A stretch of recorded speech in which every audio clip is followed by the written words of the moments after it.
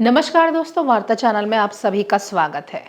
Supreme court ने आज मंगलवार को मुस्लिम पर्सनल लॉ के तहत महिलाओं के अधिकारों के कथित उल्लंघन को चुनौती देने वाली याचिका पर सुनवाई करते हुए देश में यूनिफॉर्म सिविल कोड यानी समान नागरिक संहिता लागू करने की वकालत की। कोर्ट ने बड़ी टिप्पणी करते हुए कहा है कि अब समान नागरिक संहिता लागू करने का वक्त आ गया है। जस्टिस जयमाल्या बागची ने कहा है कि पर्सनल लॉ को अमान्य घोषित करके एक शून्य स्थिति उत्पन्न करने से बेहतर यही होगा कि इसे विधायी विवेक पर छोड़ दिया जाए ताकि विधायिका समान नागरिक संहिता पर कानून बना सके।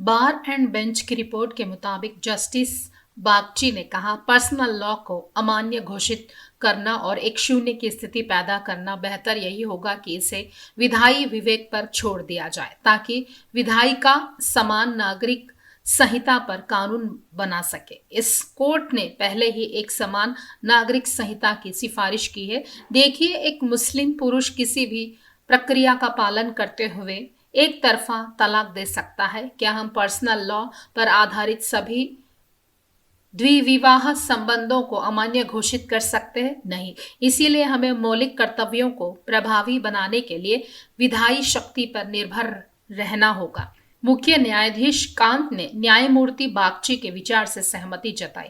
मुख्य न्यायाधीश ने कहा, जैसा कि सही कहा गया है, इसका उत्तर समान नागरिक संहिता है। सुनवाई के दौरान कोर्ट ने याचिकाकर्ताओं से मुस्लिम पर्सनल लॉ शरिया एप्लीकेशन एक्ट 1937 के खिलाफ उनकी याचिका के बारे में भी सवाल किया। याचिकाकर्ताओं ने तर्क दिया है कि इस कानून के प्रावधान मुस्लिम महिलाओं के साथ भेदभाव करते हैं, जिसमें उत्तराधिकारी का मामला भी शामिल है। सीजीआई ने पूछा, आप 1937 के अधिनियम को चुनौती दे रहे हैं तो फिर क्या लागू होगा? शून्य स्थिति का क्या होगा? याचिकाकर्ताओं की ओर से पेश हुए वकील प्रशांत भूषण ने जवाब दिया कि शरिया कानून के अनुसार महिलाओं को पुरुष के बराबर ही संपत्ति का अधिकार है।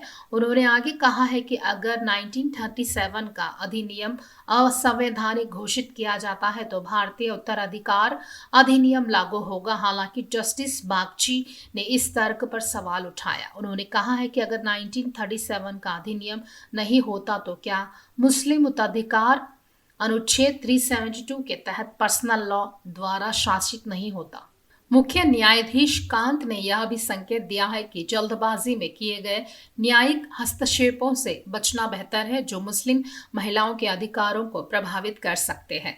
मुख्य न्यायाधीश ने कहा, सुधारों को लेकर हमारी अति उत्साह में हम उन्हें मुस्लिम महिलाओं को वंचित कर सकते हैं या उन्हें जो मिल रहा है उससे भी कम दिला सकते हैं। अगर यह 1937 का अधिनियम समाप्त हो जाता है तो फिर क्या होगा? यही सवाल है। न्यायालय ने कहा है कि स्थिति में विधायी दखल की जरूरत है और याचिकाकर्ताओं को अपनी याचिका में संशोधन करने का सुझाव दिया। मुख्य न्यायाधीश कांत ने कहा, आप याचिका में संशोधन क्यों नहीं करते और कुछ विकल्पों पर विचार क्यों नहीं करते ताकि इसे और अधिक विश्वसनीयता मिल सके? सवाल यह है कि अंततः हम क्या चाहते हैं कि अगर भारतीय महिलाओं का कोई वर्ग अपने अधिकारों से वंचित है तो हमारा उद्देश्य उन अधिकारों को बहाल करना है।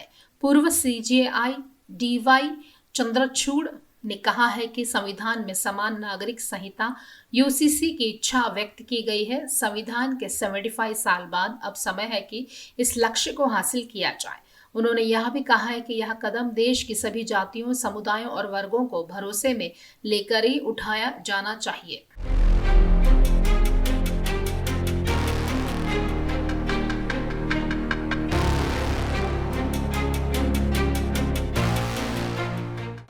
खास खबरों के लिए देखते रहिए वार्ता चैनल।